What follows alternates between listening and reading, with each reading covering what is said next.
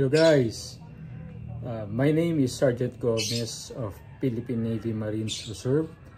I am also a certified GSI RSO o yung tinatawag na Gun Safety Instructor and Range Safety Officer. Okay, yun kasi ang topic natin ngayon. Paano nga ba maging isang GSI and RSO certified? First, meron niyang dalawang requirements. Ang requirements dyan para makasali ka sa seminar is yung LTOF mo is 2 years na sa'yo. 2 years ka ng LTOF holder. Second, dapat yung registered firearm mo is 2 years nang under your name. Of course, di ba? Of course, dapat may firearm ka. Hindi pwede may LTOF ka lang. Dapat may firearm ka. Kasi being GSI and RSO is all about our firearm. Okay? So, pag bagong bili yung firearm mo, negats ka. Okay? So, dapat 2 years na siyang nasa possession mo. Okay? Ngayon, once na nakasali ka na sa seminar, there are 3 exams. Okay? Discuss natin mamaya yan. Okay? So, it is a 2-day seminar. First day is all lecture.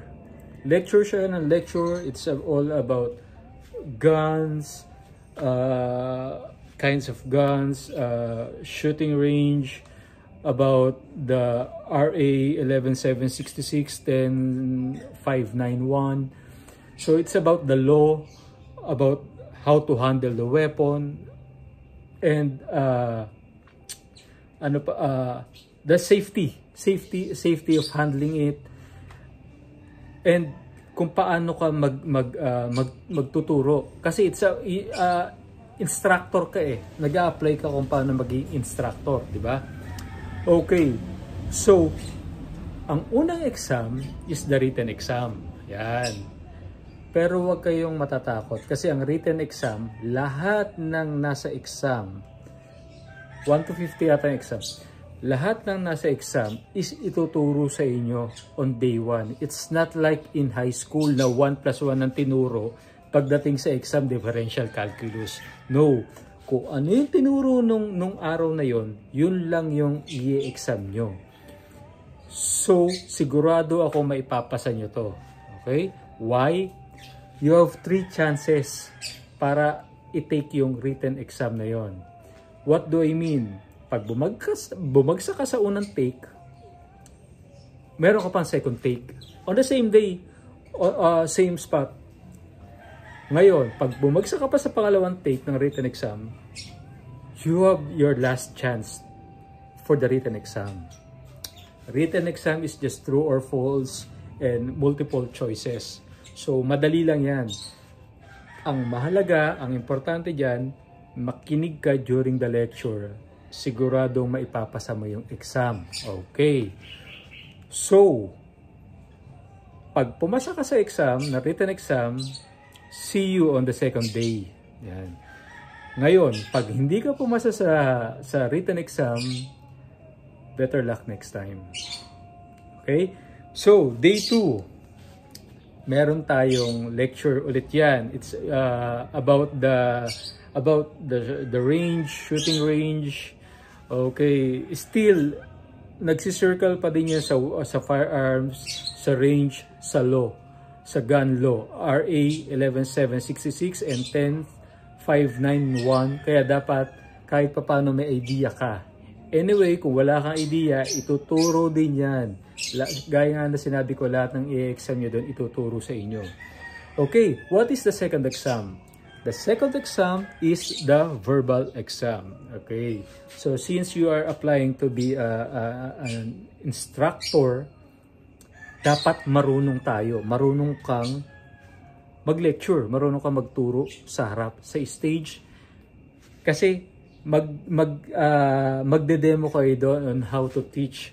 So dapat be yourself. So pag ikaw yung tipong ng tao na mahiyain, I'm not sure, ha? May pit si speaker, si Sir 5-0 sa exam. So, dapat ang pagtuturo mo is yung buhay, yung pagtuturo mo, yung sa tingin mo maiintindihan ka ng tinuturuan mo, hindi yung parang hindi mo maibuka yung bibig mo. Okay? Guys, may bumabagsak sa verbal exam doon. Ano ba tawag? Verbal exam, okay. Sa actual lecture, may mga bumabagsak at may mga nagtitake 3. Okay, so wag niyong sabihin na madali lang yun, tatayo lang sa harap magtuturo. Tatayo ka nga sa harap, hindi ka naman marunong magturo, hindi mo naman alam yung sinasabi mo. Bibigyan kayo ng topic dyan eh. Bibigyan kayo ng topic, then kayo na yung bahala kung paano nyo ituturo. Pero practice guys, kasi hindi yung pwedeng basta mahihiyain ka, tatayo ka guys. Okay, so you have 3 tries to take that exam, no? Gaya nung unang exam, 3 try. Pag pumasa ka, proceed to the next exam. Pag hindi ka pumasa, practice ka pa sa bahay. Okay? I can say better luck next time. Kasi alam mo na, pumasa ka sa written exam eh. Ang problema mo na lang is hindi ka marunong magturo. Okay? Okay, so tapos na tayo sa verbal exam, sa written exam, sa verbal exam. Third exam. Ano yung third exam? Dito maraming bumagsak. 28 out of 54 ang pumasa sa amin dito sa exam na to. Practical shooting exam. Yun. Okay. So obviously naman lahat tayo may baril, di ba? We own a gun. We have a gun for 2 years. Kaya nga tayo nakapasok sa seminar eh. But it's not about owning a gun and knowing how to use it. Sabi nga ni Sir 50, dapat sanay ka. Sanay ka sa baril, sanay ka humawak ng baril, sanay ka pumutok. Okay? Hindi pwedeng, may baril naman ako eh. Hindi, marunong na ako niyan. Dapat sanay ka. Okay? So, ang sa practical shooting exam, bababa kayo sa firing range, sa shooting range, pupunta kayo sa shooting range, there are 12 shots. You have 12, you have 6 bullets. Dapat maalpa mo lahat yon. Lahat yon, walang magmi-miss doon. They will only give you 6 bullets. Dapat lahat yon maalpa mo. Okay? The target is 12 meters. This is not 12 meters. This is 5 meters. Ito yung actual target. Dapat lahat yan pasok sa alpha. You have 3 tries. 6 bullets.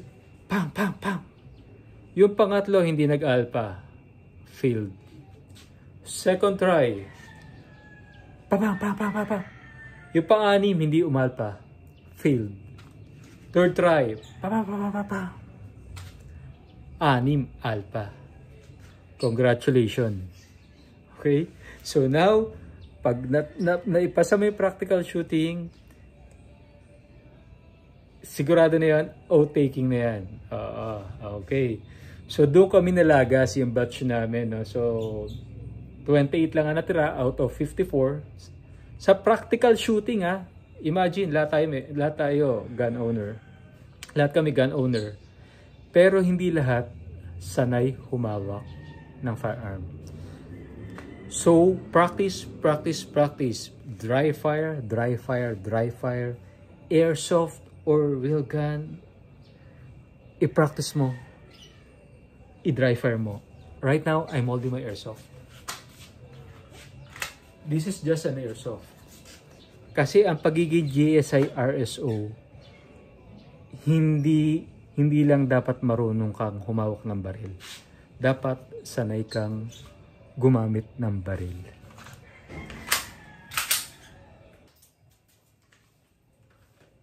Show clear.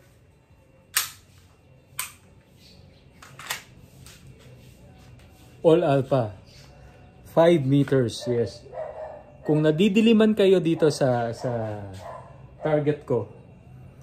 Pagdating nyo dun sa shooting range, expect na mas madilim. Kasi this is about precision. Dapat lahat yan maipasok mo. Dapat sanay ka. Walang mark kung nasaan yung alpha. Sa laki ng board, huhulaan mo yung middle. Bawal mag-mark, walang letter A, walang dot-dot sa gilid ng board. Madilim yung shooting range. So, dapat sanay ka. Dapat sanay ka.